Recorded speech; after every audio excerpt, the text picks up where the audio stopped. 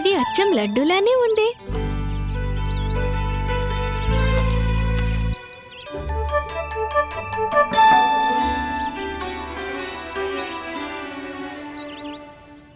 ఇది బెల్లం కదా, తినాలా వద్దా నేను?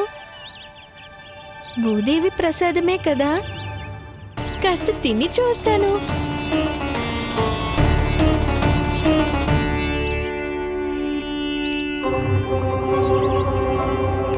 ఏంటి నువ్వు చేస్తున్న పని కృష్ణ?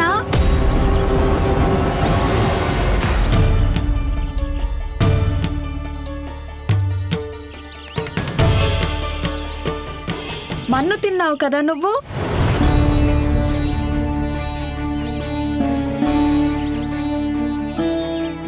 మట్ట మన్నేమైనా వెన్ననుకున్నావా కన్నయ్య?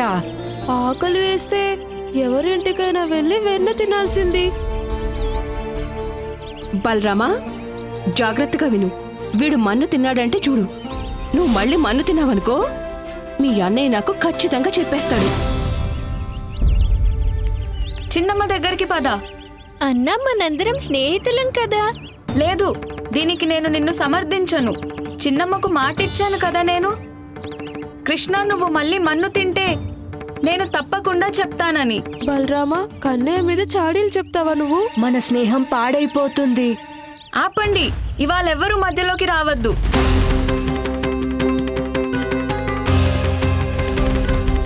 పద కృష్ణ.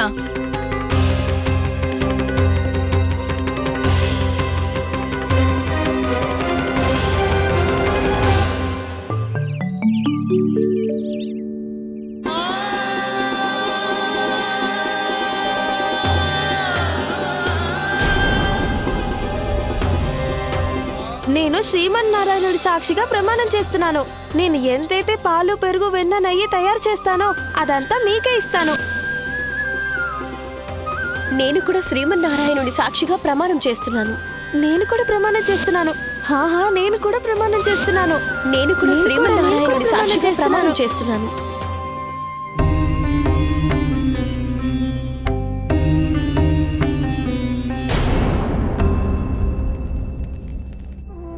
ఇప్పుడు బాధపడ్డా, విచారపడ్డా ఉపయోగం ఏమీ లేదు.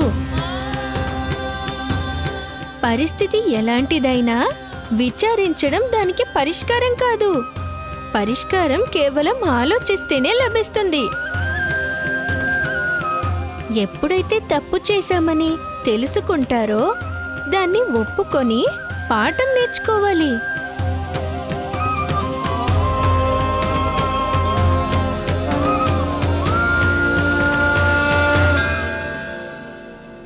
మనం నందభవనానికి వెళ్ళి నందరాజు, యశోద గారులను క్షమించమని వేడుకోవాలి.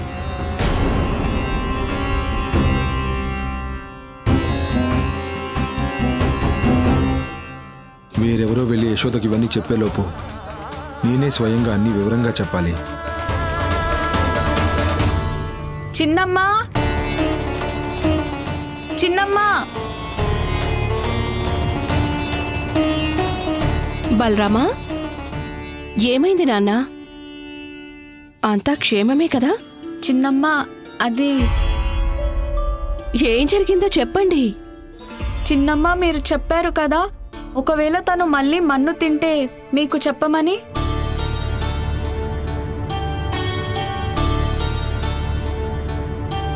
కన్నయ్య, ఏం వింటున్నాను నేను? నువ్వు మళ్ళీ మన్ను తిన్నావా? అమ్మ మన్ను గురించి అడుగుతోంది, కానీ భూదేవి శుద్ధమైన ప్రసాదం తిన్నాను కదా. నిన్నే అడుగుతున్నాను, చెప్పు, నువ్వు మన్ను తింటున్నావా లేదా? అంటే నేను చెప్పేది అసత్యం అంటావా? స్వయంగా నా కళ్ళతో చూశాను చిన్నమ్మ, తను ఒంటరిగా కూర్చొని మన్ను తినడం. కావాలంటే అందరినీ అడగండి, వాళ్ళు కూడా చూశారు. ఆహా, నా సకులందరూ నాకు వ్యతిరేకమైపోయారా? నీ నోట్లోంచి నిజం వినాలనుకుంటున్నాను నేను. చెప్పు, నువ్వు మన్ను తిన్నావా లేదా? అబద్ధం చెప్తున్నావా? అబద్ధమే చెప్తున్నావు కదూ. నువ్వు నిజం చెప్పు, మన్ను తిన్నావా? లేదమ్మా, నేను వెన్న తినలేదు.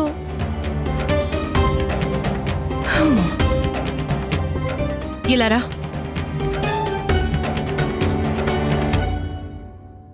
అయితే నీ నోరు తెరిచి చూపించు నాకు. ఏ ఇప్పుడేమైంది? నువ్వు మన్ను తినలేదు కదా, చూపించు. వీళ్ళందరూ అబద్ధం చెప్తున్నారని. కన్నయ్య, నోరు తెరువు.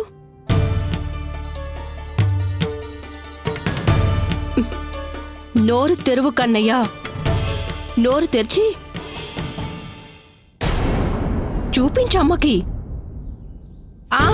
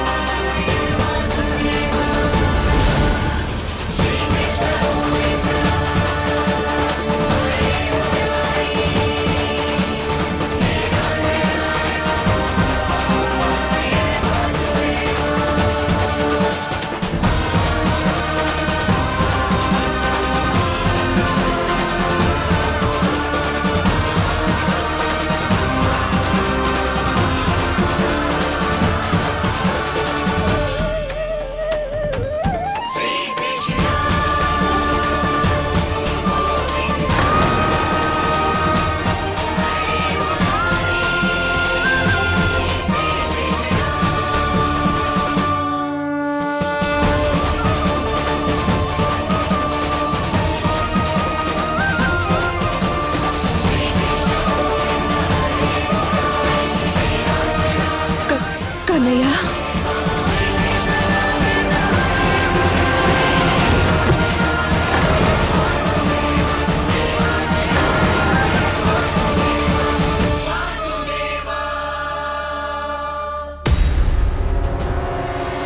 హే నారాయణ, ఇది ఇలాంటి అద్భుత దృశ్యం.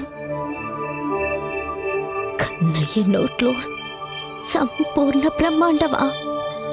కానీ దీనికి అర్థం ఏంటి? నారాయణుడి ఉద్దేశం ఏంటి? నాకివన్నీ ఎందుకు చూపించాడు? ఈ దృశ్యంతో నాకేం చెప్పాలనుకుంటున్నారు? దీనికి ఖచ్చితంగా ఏదో కారణం ఉంటే ఉంటుంది. చూస్తుంటే నా ప్రశ్నలకు సమాధానం కన్నయ్య దగ్గరికి వెళ్తేనే లభిస్తుందనుకుంటాను.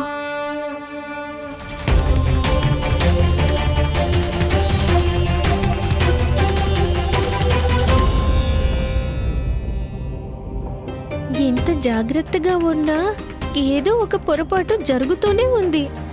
పోయినసారి నాన్న సమర్థించుకున్నారు. ఇప్పుడు అమ్మ ఏం చేస్తుంది? చిన్నమ్మ, కన్నయ్య తనకేమైంది?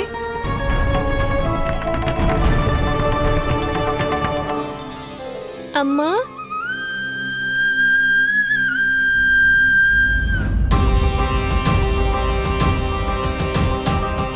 లేమ్మా.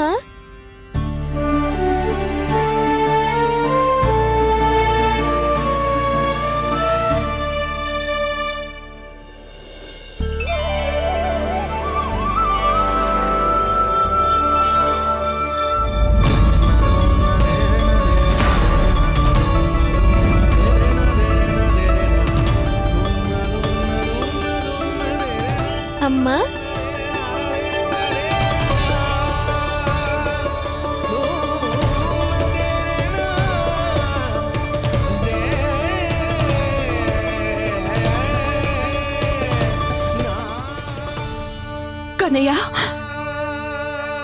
కన్నయ్య అమ్మా నీకేమైంది? నువ్వు బానే ఉన్నావు కదా? కన్నయ్య నోరు తెరిచి చూపించు. ఇప్పుడు చూపించు అమ్మకి.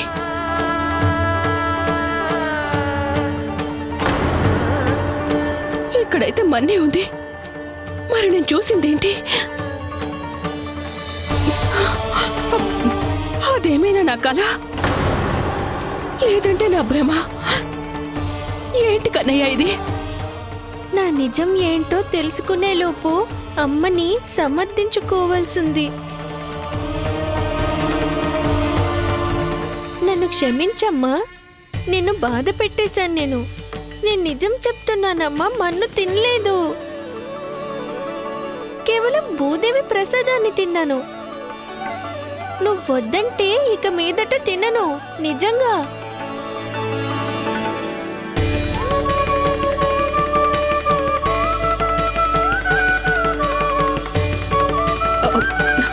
ఇక చాలు చాలు కన్నా. వీడిలో విశేష శక్తి ఉండే అవకాశమే లేదు. వీడెంత అమాయకుడంటే మన్ను కూడా భూదేవి ప్రసాదం అని తినేశాడు.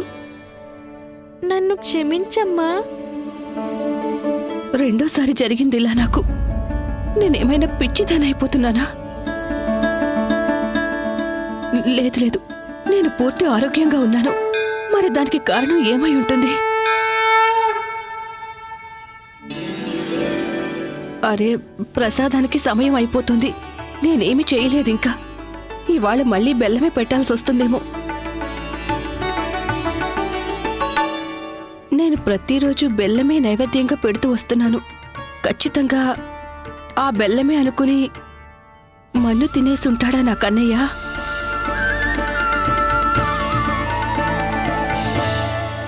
నాకు అర్థమైంది కన్నయ్య.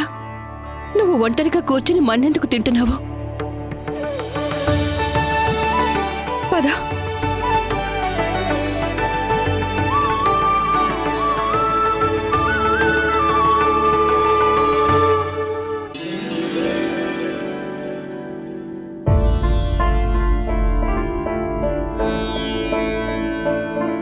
నన్ను క్షమించండి ప్రభు.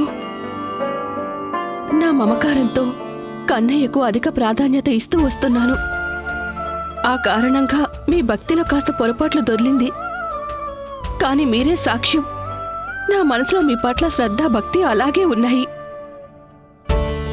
కానీ ఒకటి, చేసే పద్ధతుల్లో ఎక్కువ తక్కువ ఉంటేనే కదా.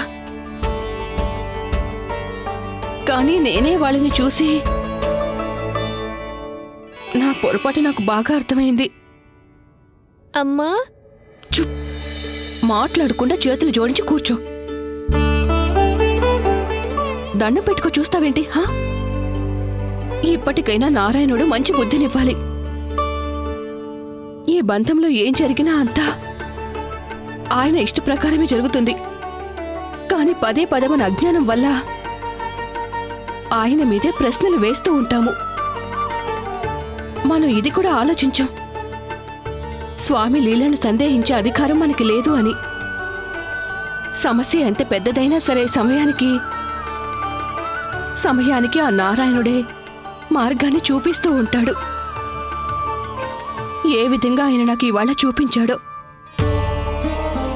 ఇవాళ మీరు నా కళ్ళు తెరిపించేశారు నారాయణ. పతి, సంతానం, కుటుంబం చాలా ముఖ్యమైనవే. మీ భక్తి కూడా అంతే గొప్పగా ఉంటుంది. ఇక నుంచి ఈ విషయంలో చాలా జాగ్రత్తగా ఉంటాను.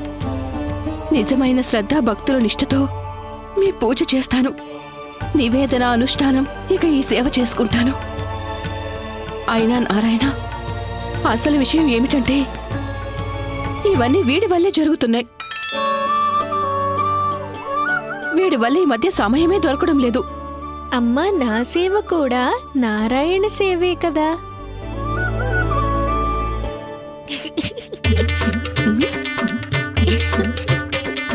ఎందుకు నవ్వుతున్నావు? ముందు చేతులు జోడించి ప్రార్థించు.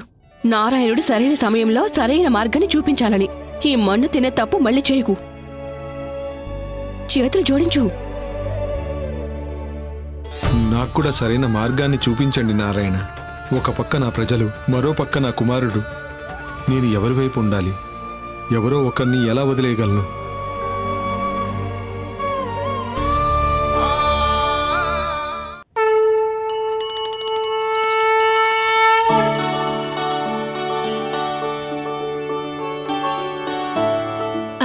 ప్రసాదం పెట్టవా?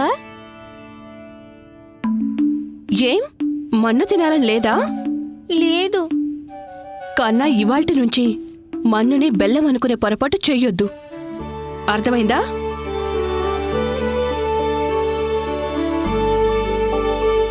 వెళ్ళి ప్రసాదం తిను.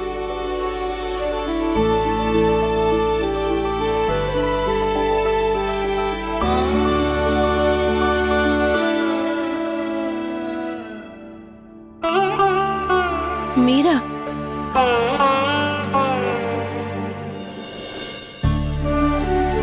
తీసుకోండి. నేను మీతో చాలా ముఖ్యమైన విషయం మాట్లాడాలి. నాతో రండి. రండి. నమ్మని వాళ్ళు మీరు. రండి. చూడండి, ఈరోజు నాకేం జరిగిందో చెప్తాను, కానీ మీరు అస్సలు నమ్మరేమో. ముందే చెప్తున్నాను.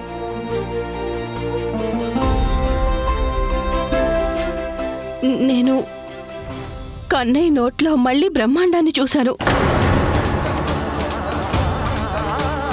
మీరెందుకలా చూస్తున్నారు? నిజంగానే చూశాను. అంతేకాదు, అది శ్రీమన్నారాయణుడు గోకులంలో ప్రతి చోట ఉన్నారు. ఎటు చూసినా సరే అంతా నారాయణుడే ఉన్నారు. దీనికి అర్థం ఒకటే యశోద. అదేంటంటే ఇవాళ గోకులవాసులకి నారాయణుడి ఆశీర్వాదం, సహాయం అవసరం ఎంతైనా ఉంది. దీనికి అర్థం ఏంటి?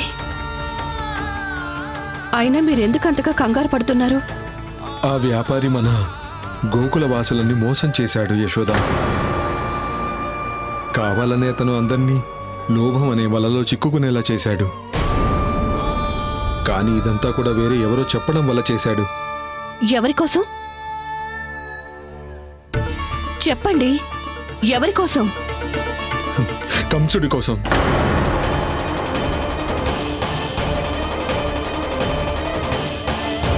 అతన్ని కంసుడే పంపించాడు ఇక్కడికి.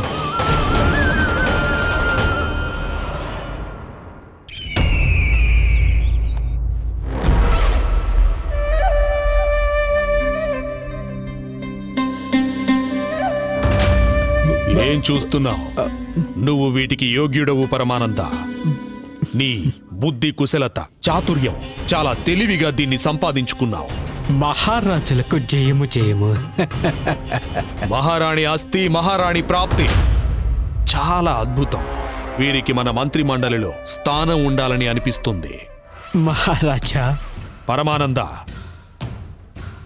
ఏ విధంగా గోకుల వాసులను నీ చాతుర్యంతో ఇరికించి వేశావో అది చాలా అద్భుతం. అద్భుతం. మీరు కేవలం ఆజ్ఞాపించండి మహారాజా. ఈ సేవకుడు పాటిస్తాడు. ఇవాళ గోకులం మీ పాదాల వద్దకు చేరింది. మరికొద్ది కాలంలో పూర్తి ప్రపంచం మీ పాదాల కింద ఉంటుంది.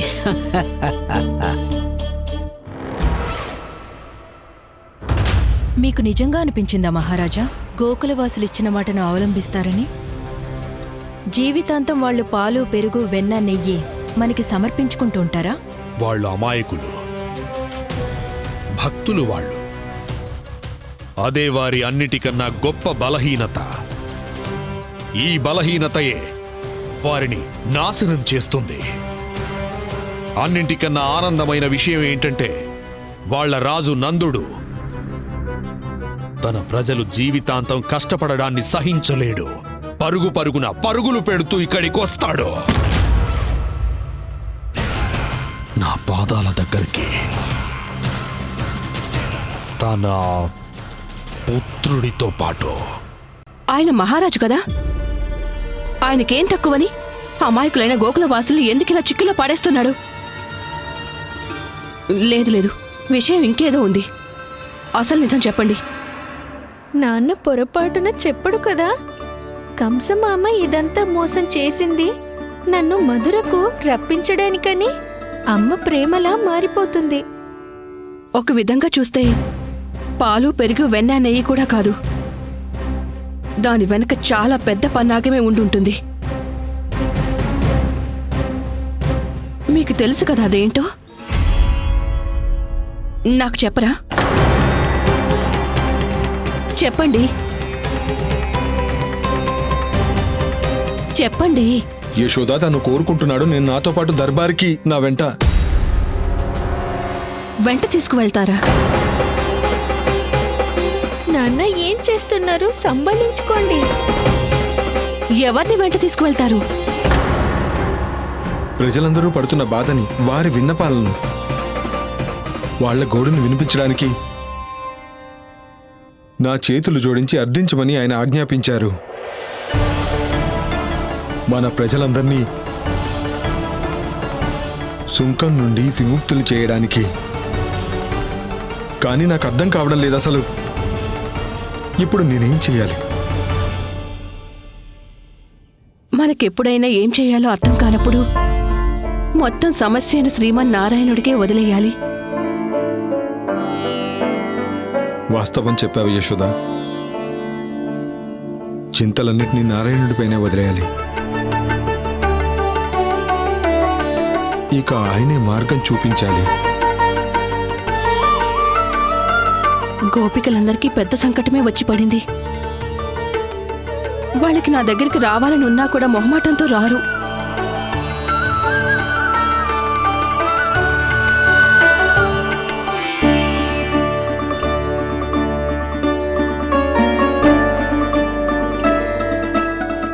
నాన్న, మీరెవరో పూర్తిగా మర్చిపోయారు ప్రభు.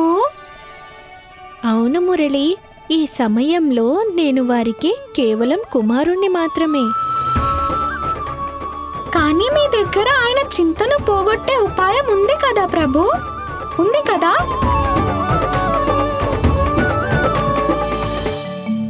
శ్రీమన్నారాయణ, ఈరోజు నా ప్రజలు, నా కుమారుడు ఇద్దరూ చాలా పెద్ద సంకటంలో చిక్కుకున్నారు. మీరు నాకు సహాయం చేసి తీరాల్సిందే.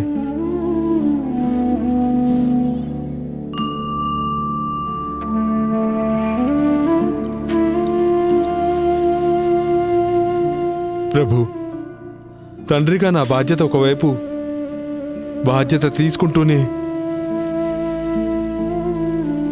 రాజుగా కర్తవ్యం మరోవైపు నా మనసుని లాగేస్తుంది నారాయణ. ఇలాంటి భీషణ సంకటంలో నేనేం చెయ్యాలి? ఇలాంటి సంకటంలో నేను నా ప్రజల్ని వదులుకోలేను. అలాగే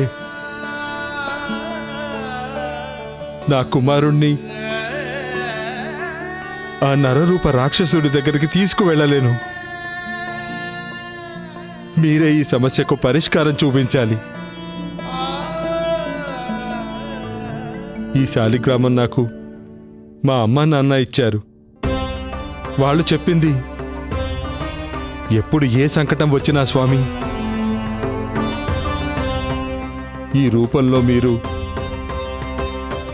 నా చేయి పట్టుకుని నిలబడతారని. అలాగే నేనేం చెయ్యాలో, ఎలా చెయ్యాలో చెప్తారని. ఇప్పుడు మీ మార్గదర్శకత్వం అవసరం నాకుంది ప్రభు. నాకు మార్గాన్ని చూపించండి.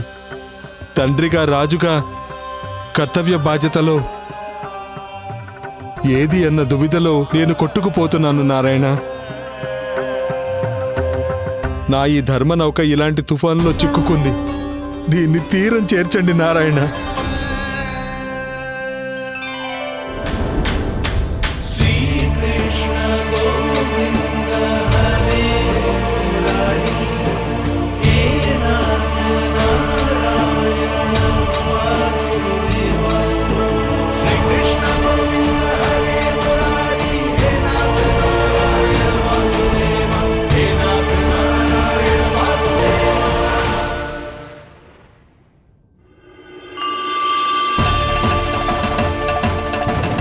శాలిగ్రామం ఇక్కడే పెట్టాను కదా, ఎక్కడికి పోయింది? ఎటు పోయింది? నేను ఇక్కడే పెట్టాను కదా.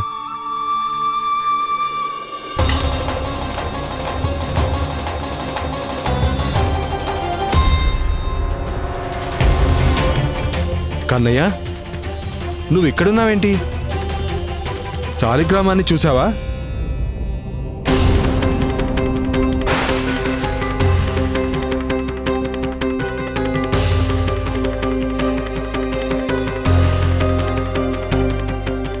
అవును, నీ నోట్లో ఏముంది? కన్నయ్య, శాలిగ్రామం నోట్లో పెట్టుకోలేదు కదా? శ్రీమన్నారాయణ, క్షమించండి, పసిబాలుడు తను. ఏంటిది కన్నయ్య, ఏం చేస్తున్నావు? శాలిగ్రామాన్ని బయటకు తీ. కన్నయ్య, ఇది మంచి పని కాదు. ఒకవేళ గొంతులోకి వెళ్ళిందంటే నీ ఊపిరి. కన్నయ్య, తీ, బయటికి తీ. మంచి బాలుడు కదా నువ్వు. ఇవ్వు. అరే, ఒకవేళ మీ అమ్మకు తెలిసిందంటే నీ ప్రజల్ని చూసుకోలేవు, నీ కొడుకుని చూసుకోలేవు అంటుంది. లోభం వలలో పూర్తిగా చిక్కుకుపోయాం మనం. ఇలాంటి కలలు కంటూ మన జీవితంలో చాలా పెద్ద తప్పే చేశామనుకుంటా మనం. యశోద ఇంకా నందరాజు గారు మీకు ఎంత చెప్పినా వినిపించుకున్నారా? ఆఖరికి చిన్నారి కృష్ణయ్య కూడా మనకెంతగా చెప్పాడు. కానీ మనం ఆ దుష్ట వ్యాపారికి అందరం మాటిచ్చేశాం. అందరికంటే ముందు నన్ను వాళ్ళ ఇంట్లో కూర్చోబెట్టి అర్థమయ్యేలా చెప్పారు. వాళ్ళిద్దరూ అన్నారు కూడా, ఎవరైనా ఏ వస్తువుకైనా రెండింతల మూల్యం ఎందుకు ఇస్తారు? కానీ అసలు నేను వింటేనే కదా. ఇప్పుడు మీరే చెప్పండి రోహిణి అక్కయ్య, ఏ ముఖం పెట్టుకుని వెళ్ళి యశోద గారిని క్షమాపణలు అడగాలి? క్షమాపణ చెప్పాల్సిన అవసరం ఏమీ లేదు.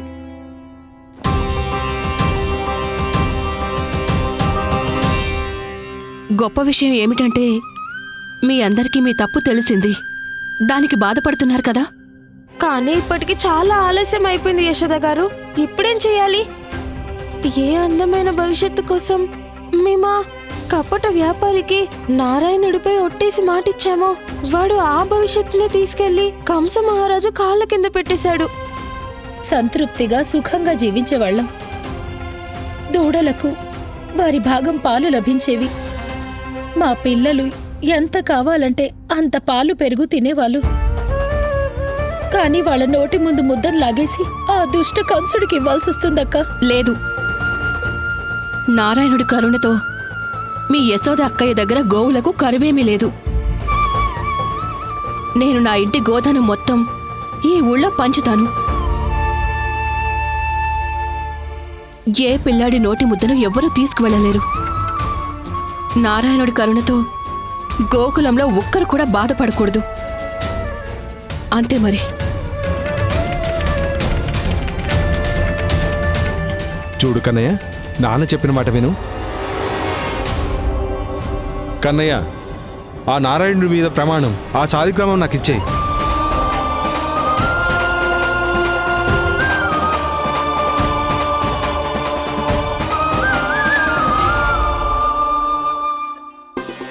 ఇది ఎందుకు చేశావు కన్నయ్య నువ్వు? అసలు ఇలా ఎవరైనా చేస్తారా అసలు? ఇప్పటికే నీ గురించి ఎంత బాధపడుతున్నాను. నీకేమైనా తెలుసా అసలు? క్షమించండి స్వామి.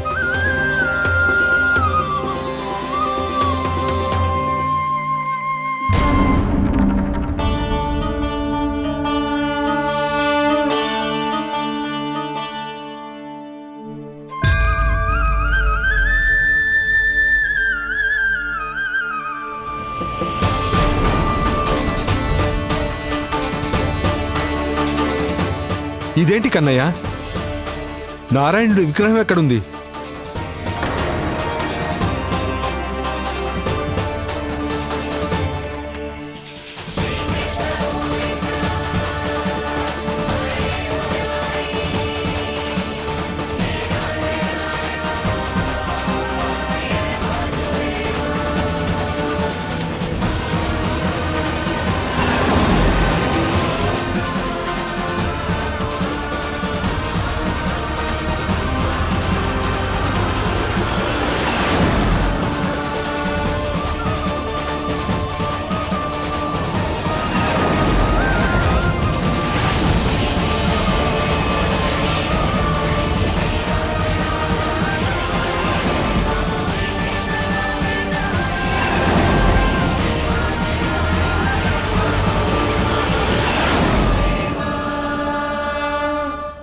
నేను కన్నయ్య నోట్లో మళ్ళీ బ్రహ్మాండాన్ని చూశాను. నేను ఇది కూడా చూశాను. శ్రీమన్నారాయణుడు గోకులంలో ప్రతి చోట ఉన్నారు. ఎక్కడ చూస్తే అక్కడ నారాయణుడే. ఎవరి నోటిలో త్రిలోకాలు మొత్తం సృష్టిని లయబద్ధం చేస్తున్నారు. నేను తన గురించే బాధపడుతున్నాను.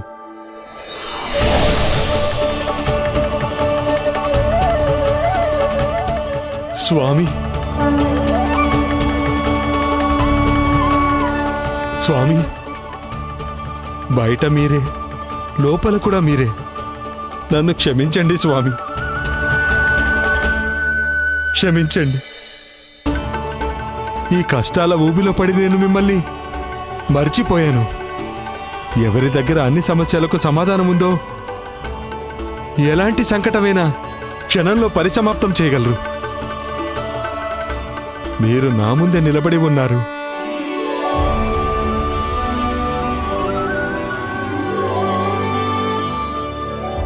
సమస్య ఎలాంటిదైనా సరే చింతించడం పరిష్కారం కాదు, బాధను పెంచుతుంది.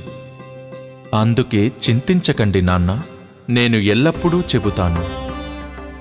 మానవుడి అతి క్లిష్టమైన పరిస్థితిలో కూడా చింత నుండి దూరంగానే ఉండాలి. ఒకవేళ వ్యక్తి తన పూర్తి సమయం తన కర్మలను పూర్తి చేయాలని ఉన్నప్పుడు వారు సంకటాలు ఎంత పెద్దవైనా వాటిని ఎదిరించగలుగుతారు.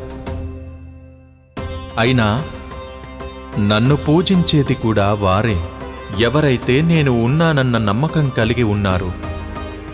అందువల్ల వారికి నేను ఎల్లప్పుడూ అండగా ఉంటాను. నేను నా భక్తులకు అండగా ఉన్నానని నమ్మకం కలిగి ఉండాలి, ఎలాంటి పరిస్థితుల్లోనైనా.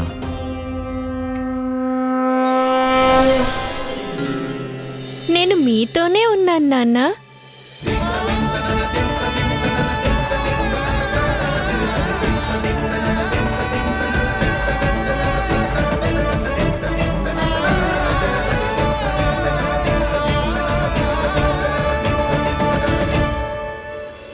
జీవితాంతం ఆయనతో వ్యాపారం చేస్తామని మాటిచ్చాం కదా, దాని సంగతి ఏమిటి యశోదా?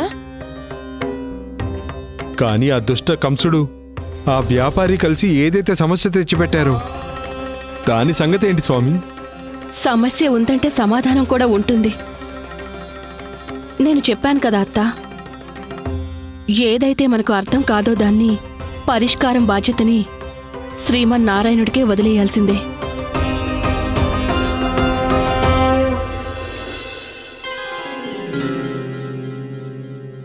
ఇది చూడు,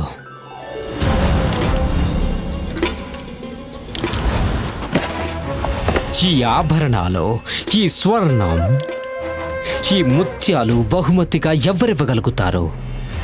కంస మహారాజు. చూస్తూ ఉంటూ నేను నీ ఇంటిని మహల్గా మార్చేస్తాను, అంతా లాగేసుకుంటాను. కన్నయ్య, నువ్వు అంతర్యామివి, సమస్తం తెలిసిన వాడివి. మరి ఈ గోకులవాసులకి నేనెలా సహాయం చేయగలుగుతాను? ఏదైనా ఉపాయం చెప్పు. నీ ఈ నిగూఢమైన చిరునవ్వే చెప్తుంది నీ లీల ఎప్పుడూ ఆరంభమైపోయిందని కదా. ఎవరు చేసిన కర్మలు వారు అనుభవించవలసిందే నాన్న. అది మంచిదైనా లేదా చెడైనా. మీరెవ్వరూ బాధపడకండి. ఎవరైతే మరో వ్యక్తికి చెడు తలపెడతారో వాళ్లకు ఆలస్యమైన చెడే జరుగుతుంది. ఏ చేత్తో ఆ లోభ వ్యాపారి మీ పాలు పెరుగు వెన్న తీసుకున్నాడో ఆ చేతులు మండిపోతాయి. ఇద్దరు తండ్రి కొడుకులను దీనితోనే స్వాగతం పలుకుతాను.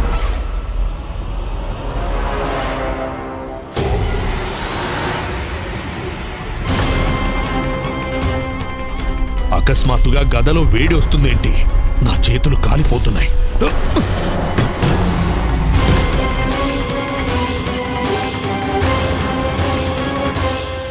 ఇక ఆ వ్యాపారి మీ అందరి జీవితంలోకి భూకంపంలో వచ్చాడు కదా, తను శాంతంగా కూర్చోగలుగుతాడా?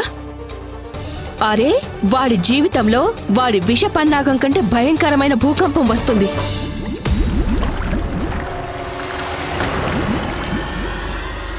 స్వామి, ఇవి వాటంతట అవే ఎలా పొంగిపోతున్నాయి?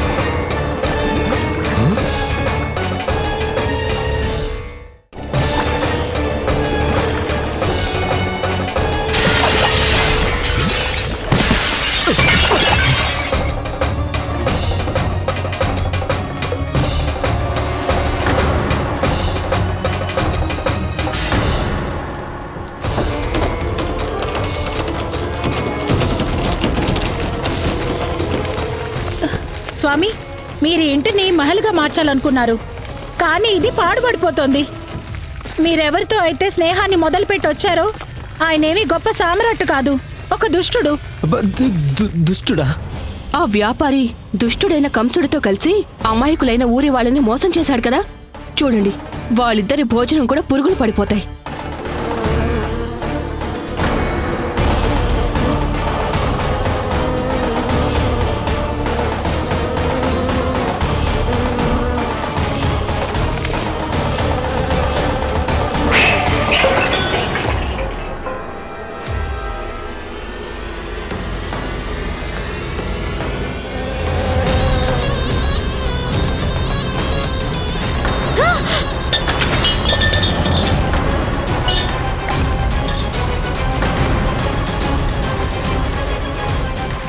స్వామి, ఇల్లు పోయింది, బ్రతకడానికి బ్రతుకు తెరిగిపోయింది. ఇక ఇంకేం పోతుంది? మన జీవితమా?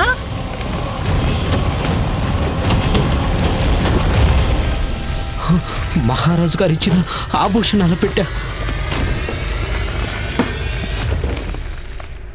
వాళ్ళిద్దరూ కలిసి మీ అందరి పాలు, పెరుగు, వెన్న, అసలైన ధనాన్ని లాక్కోవాలని ప్రయత్నం చేశారు కదా.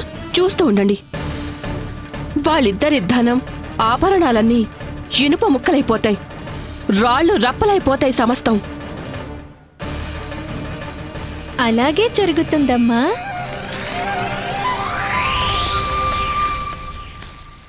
నా ఖాతాదారులు.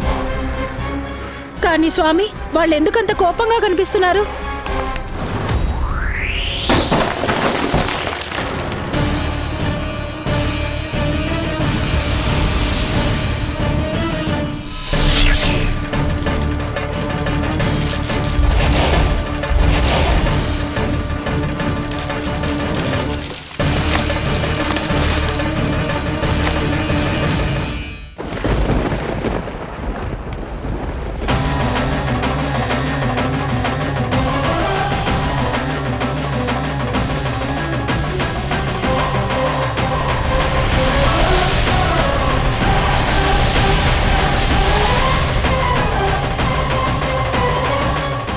విష్ణు, ఆ విష్ణువే ఇదంతా చేశాడు. కంసుడు చేసిన దానికి శిక్ష తప్పకుండా అనుభవిస్తాడు. కంసుడు చేసిన దానికి శిక్ష తప్పకుండా అనుభవిస్తాడు. ఎవరన్నారిది? ఎవరన్నారిది? ఎవరన్నారు? అడుగుతున్నాను కదా, ఎవరన్నారిది?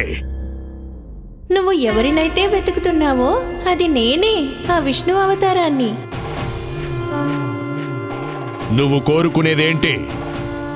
నువ్వు ఆ లోబి కలిసి నా అమాయక భక్తులను వల్లో వేసుకొని హద్దులన్నిటినీ మీరిపోయావు. ఇక ఆ గోకుల గోపాలకులను అనుచితమైన వ్యాపార కష్టాల నుంచి ముక్తిని ఇచ్చే వరకు నువ్వు ఇంకా మిగతా వాళ్ళందరూ కూడా సమస్త కార్యాలు, లాభాలు, సామర్థ్యం, వైభవం అన్నీ నాశనమైపోతాయి. ఇదంతా నువ్వు ఆ నిర్దోషుల జీవితాలకు ముక్తినిచ్చి తిరిగి ఇచ్చే వరకు కూడా జరుగుతూనే ఉంటుంది.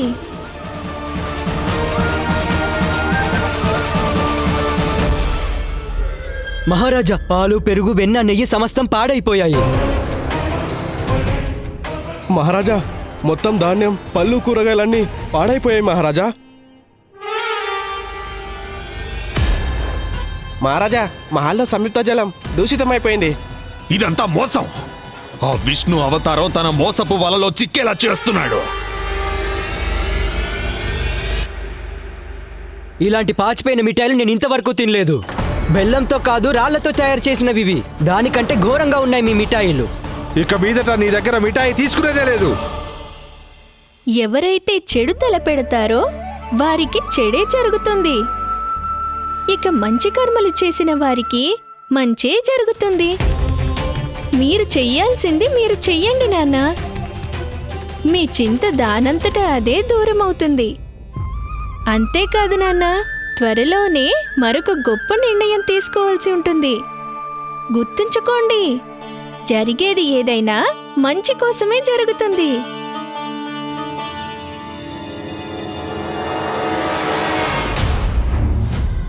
నాన్న, అమ్మ వస్తుంది. ఏం చేయను?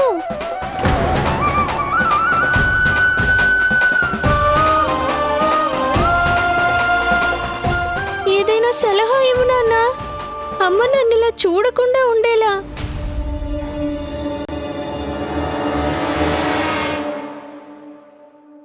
చూడండి,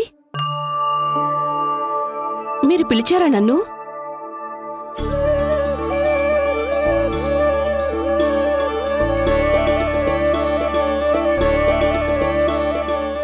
నువ్వెందుకు నవ్వుతున్నావు?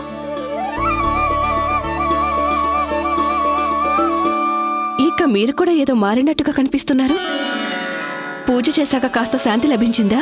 శాంతే కాదు యశోద, స్వామి నారాయణుడు ఈ సమస్యకు పరిష్కారం కూడా చూపించాడు. నేను కేవలం నా పనిని చేస్తాను. రేపు కంసుని కలవడానికి మధుర వెళ్తాను. ఆ దుష్టుడి ముందుకు వెళ్ళవలసిన అవసరం వద్దు. నేను వాడి దగ్గరికి మిమ్మల్ని వెళ్ళనివ్వను. చూశారు కదా మీరే, మన ఊరి వాళ్ళందరినీ ఎలా చిక్కుల్లో పడేశాడో. ఖచ్చితంగా మిమ్మల్ని కూడా అదే ఉద్దేశంతో పిలుస్తున్నాడు. మీరు నవ్వుకుంటున్నారేంటి ప్రభు? కొద్దిసేపటి క్రితం అమ్మ అందరికీ నన్ను అంటే శ్రీమన్నారాయణుణ్ణి నమ్మాలని చెప్పి వచ్చింది. ఇప్పుడు చూడు, తనే బాధపడిపోతుంది. అస్సలు విచారించవద్దు యశోద. నిన్ను శ్రీమన్నారాయణుడు నిన్ను ఎలాంటి చిక్కుల్లో పడనివ్వడు. ఆయన ఇక్కడే ఉన్నాడు, మనతో పాటు. ఇక్కడే ఉన్నారంటే అర్థమేంటండి? నువ్వే అన్నావు కదా ఆయనని అన్ని ప్రదేశాల్లో చూశానని. మన ఇంట్లో, గోకులంలో. అందుకనే నువ్వు చింతించకు. నన్ను నా కర్తవ్యాన్ని చేయనివ్వు. రేపు తెల్లవారుజామునే మధురకు బయలుదేరతాను. అసలు మన నుంచి తనకేం కావాలో తెలుసుకుంటాను.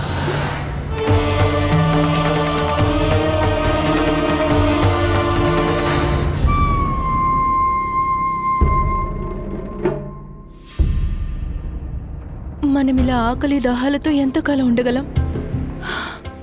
కంట ఎండిపోతుంది. జఠరాగ్ని నా ఉదరాన్ని కాల్చేస్తోంది. చాలా దాహంగా ఉంది. కడుపు ఆకలితో మండిపోతోంది.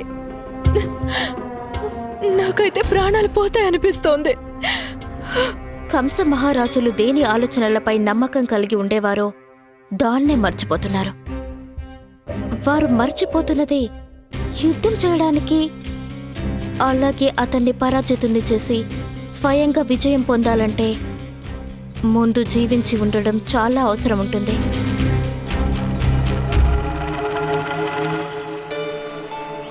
స్వామి నాకేదైతే దృశ్యం చూపించారో అది ఏ విషయానికి సంకేతం? అసలు నేను ఇక్కడికి రావడానికి ప్రేరేపించే పథకం కాదు కదా. చాలా ఆలోచించాక తెలిసిన విషయం, కంసుడు ఇంకా వ్యాపారి కలిసి మనతో చేసిన కుట్ర వల్ల దాని నుంచి ఎలా బయటపడగలం? కానీ ఇంట్లో ఆడవాళ్ళు చింతలో ఉన్నారు.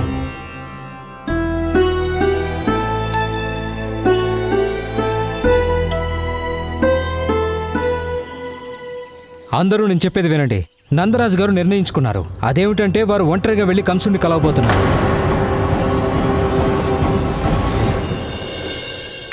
ముందే ఊరి వాళ్ళ నుంచి పాలు, పెరుగు, వెన్న, నెయ్యి లాగేసుకున్నాడు.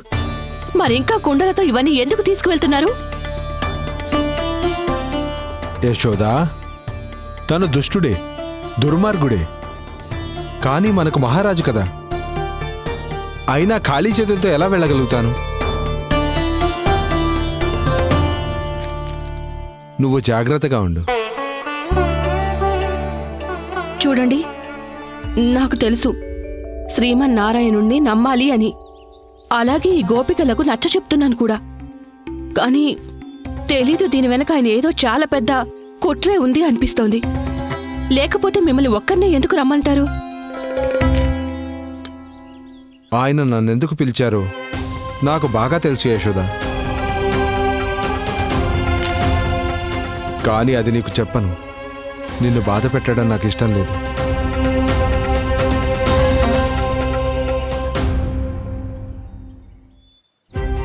రాజుగా నేను ప్రజల మంచి కోసం ఏదైనా చేయవలసి వస్తే ఖచ్చితంగా అది నేను చెయ్యాల్సిందే యశోద.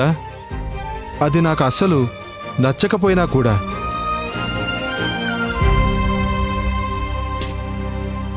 హే నారాయణ, నా సందేహాన్ని తీర్చు.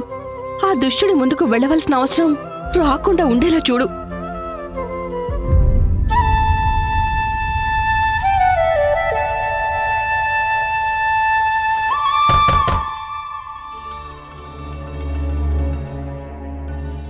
ఈ సమయంలో ఎవరై ఉంటారు? ఉండు, నేను చూసొస్తాను.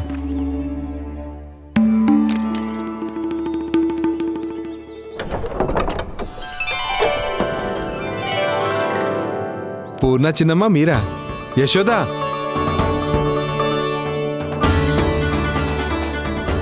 పూర్ణ అత్తమ్మ,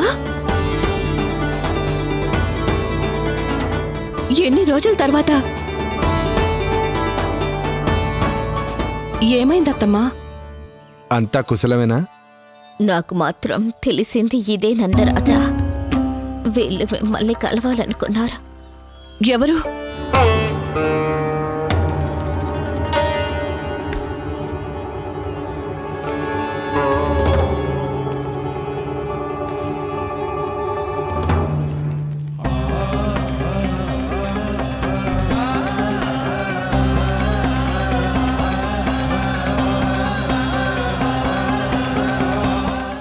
ఇంత పొద్దునే మీరందరూ ఇక్కడ?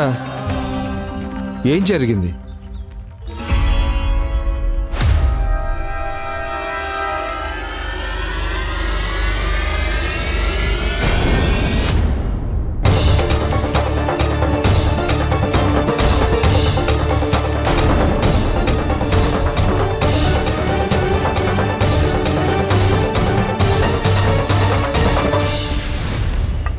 మా అమ్మాయికి యశోద, గోకుల వాసుల్ని మోసం చేసిందే కాకుండా ఇక్కడికి రావడానికి నీకెంత ధైర్యం?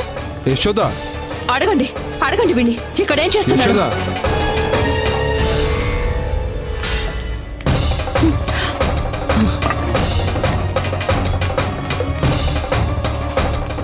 వీరిని విధంగా మీరందరూ కలిసి చేయలేదు కదా? లేదు లేదు, ఇందులో వీరి దోషం ఏం లేదు. మేము చెయ్యాలనుకుంటే ఇంతకంటే దారుణమైన స్థితిలో ఉంచేవాళ్ళం. ఇదంతా నేను చేసిన దానికి ఫలితం నందరాజా.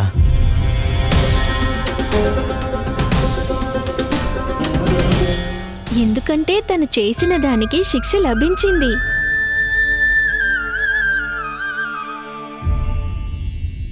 నన్ను క్షమించండి నంద మహారాజా. నా వల్ల చాలా పెద్ద తప్పే జరిగిపోయింది. నేను ఊరి వాళ్ళని మోసం చేసి ఇరికించాలనే కుట్ర కంస మహారాజు గారు చెప్పడం వల్లే చేశాను. అది నా తప్పు. నన్ను క్షమించండి మహారాజా. నీకు చాలా త్వరగా బుద్ధొచ్చిందేమిటి?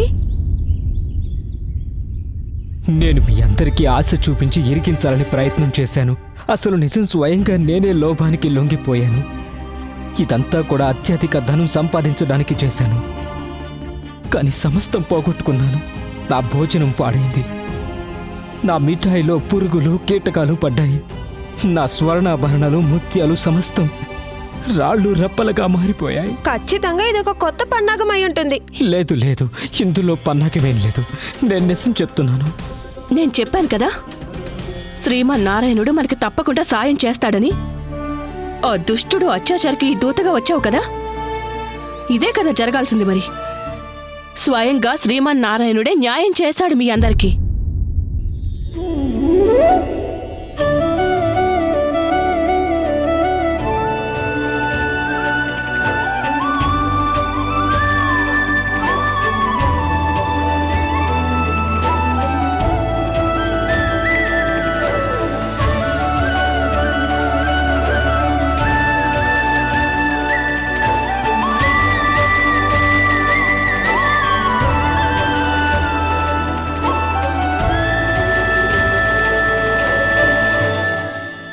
నిజం చెప్పారు మీరు. చేసిన కర్మలకు ఫలితం చచ్చాక లభిస్తుందంటారు. కానీ మీ శ్రీమన్నారాయణుడు ఈ జన్మలోనే నా కర్మలకు ఫలితాన్ని ఇచ్చేశాడు. వాటికి శిక్ష కూడా విధించాడు. మీకు అనేక ధన్యవాదాలు శ్రీమన్నారాయణ. మాపై చాలా కరుణ చూపించారు. కానీ దానర్థం ఇది కాదు మేమందరం మిమ్మల్ని క్షమించేస్తామని. నేనిక్కడికి క్షమాపణ కోసం రాలేదు నందరాజా. మరి దేనికోసం మీరు ఇక్కడికి వచ్చారు? నేను ఈ అమాయక గోపికలను వాళ్ళ వాగ్దానం నుంచి విముక్తినివ్వడానికి వచ్చాను. కానీ వీళ్ళందరూ ఆ వాగ్దానం వాళ్ళ ఇష్టంతో చేశారు. దాన్ని మీరెలా విముక్తి చేయగలుగుతారు? ఇంకొక వాగ్దానం చేయించి.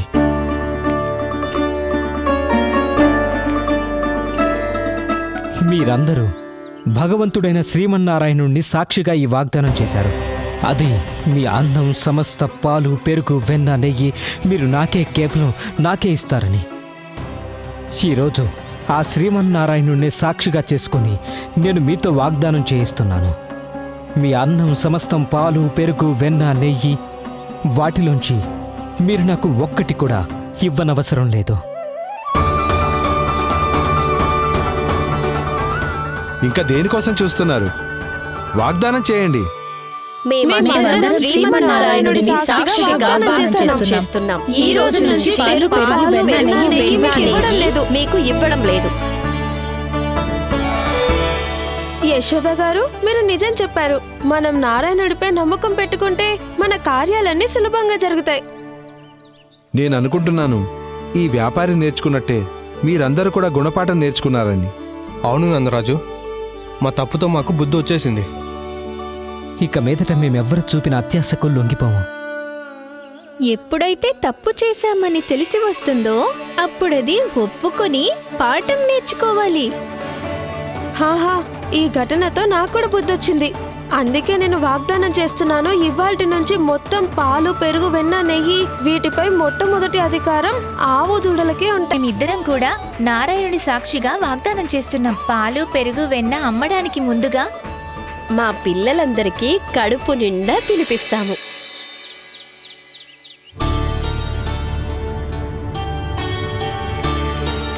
అమ్మా, నానమ్మ, త్వరగా పదండి. మీరు ఏదైతే దేవుడి గదిలో నివేదన చేసిన వెన్నకుండా అది పూర్తిగా నిండిపోయింది.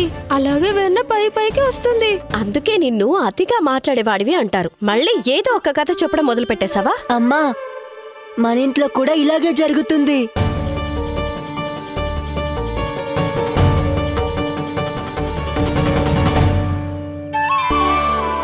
యశోద, అటు చూడు, మీ వెన్నతో నిండి ఉన్న కుండలు.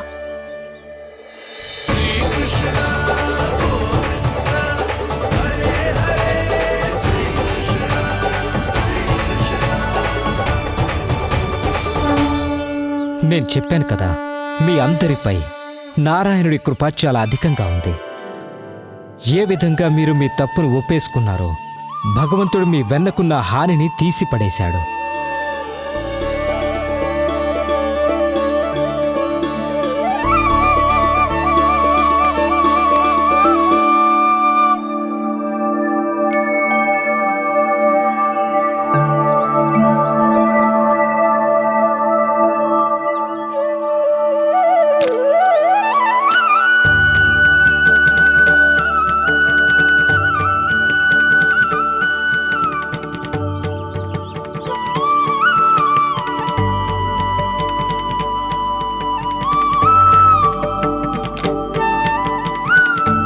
అమ్మ పదమ్మా.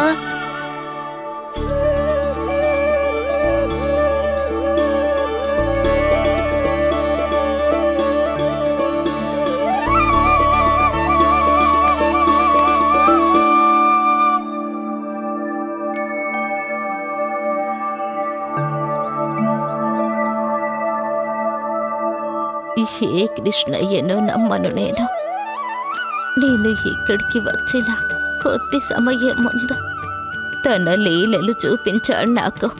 లేదా ఆ నిర్దోషైన చుట్టుపక్కల జరిగే ప్రతి సంఘటనతో ఏమీ తెలియని వాడిలా కూర్చున్నాడు.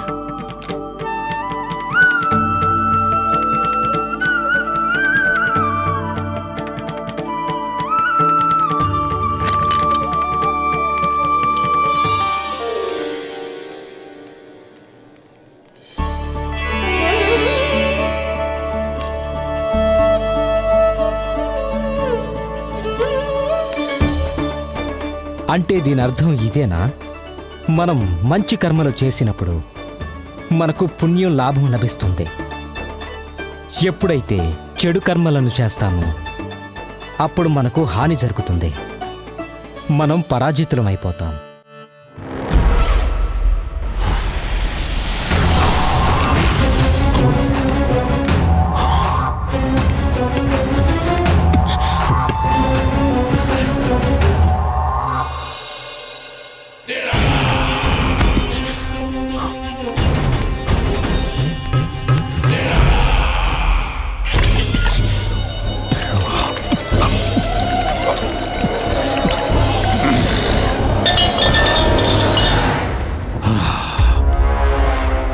అస్తి ప్రాప్తి. నేను చెప్పాను కదా ఈ మాయ అంతా ఆ విష్ణు అవతారానిదే అని. అరే వాడు అంత శక్తిశాలి కూడా కాదులే. తన మాయా ప్రయోగం తగినంతసేపు చేయగలిగే విధంగా, అలాగే నన్ను పరాజయం స్వీకరించే విధంగా వివసుణ్ణి చేయగలగడం.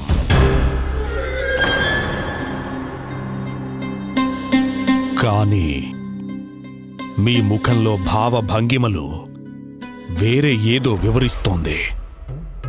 ఏంటి? నేను చెప్పింది నిజమే కదా? మహారాజా, సమస్తం మునుపటిలా ఎందుకు జరుగుతుందంటే ఎందుకంటే ఇదంతా ఆ విష్ణువు యొక్క మాయా లేక ఇంకేంటి? మేం పరమానంద వ్యాపారిని గోకులానికి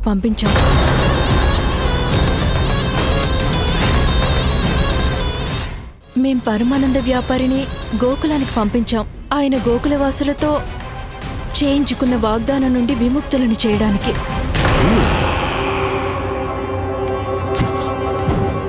నా ఆజ్ఞ తీసుకోకుండా, నాకే విషయం చెప్పకుండా నేను తీసుకున్న నిర్ణయాన్ని మార్చే సాహసం ఎలా చేయగలిగావు అసలు నువ్వు? మేము మీ ఆలోచన విధానాన్ని అనుసరించాం మహారాజా. మీరేగా చెప్పారు, జీవితం సంకటంలో ఉన్నప్పుడు అభిమానం అర్ధహీనమవుతుంది. ఎప్పుడైనా ప్రాణాల మీదకొచ్చినప్పుడు అది గౌరవం, స్వాభిమానం సమస్తం నిరర్ధకమవుతాయి. ఆకలి దప్పికలతో మీరు కూడా దుర్బలులైపోతారు మహారాజా. ఇక మీ సేన ఇంకా సేవకులు తమ ప్రాణాలు దక్కించుకోవడానికి మీకు దూరమైపోతారు. మీకు ఆ విష్ణు అవతారానికి మధ్య 4 ఏళ్లుగా జరుగుతున్న ఈ సంఘర్షణలో ఇది కేవలం ఒక సూచన మాత్రమే మహారాజా. ఒకవేళ మనం కనుక ఈ సూచన పట్టించుకోకపోతే మనం మిగలం. అప్పుడు మీరు ఒంటరిగా శారీరక దుర్బలంతో అసహాయులైపోతే అప్పుడు ఆ విష్ణు అవతారం ఆ బాలుడు మీపై దాడి చేస్తే అప్పుడు మీరేం చేస్తారు మహారాజా? ఆత్మరక్షణ అవసరం మహారాజా. ఎందుకంటే శత్రువుపై వారి కంటే ఘాతనమైన యోచన చేయగలిగేదే ఇంకే ఉంటుంది మహారాజా. మనసు, శరీరం పూర్తిగా ఆరోగ్యంగా ఉన్నప్పుడే చేయగలుగుతాం మహారాజా.